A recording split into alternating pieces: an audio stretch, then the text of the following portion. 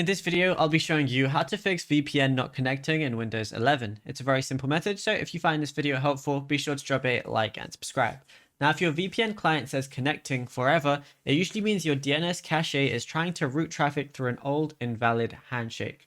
So what you want to go ahead and do is right click your start button and then go over to terminal, but run it as admin. I'm going to only be running it as normal for now. But what we want to do is we want to copy these commands. So you can pause it if you want to, but it's ifconfig/release. And once you do that, press enter.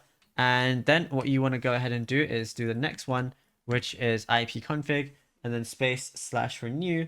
And then the final one, once you press enter on that one, is ipconfig/DNS. Then press enter again, restart your PC, and after you do that, try connecting your VPN again, and then you should be good to go. You should be in a much better spot. Also, just check to see if your the VPN servers for whatever you're using are down. You can use something like Down Detector, which is a website, and check if any services are down for that as well. But yeah, it's as simple as that. Now, if you found this video helpful, drop a like and subscribe.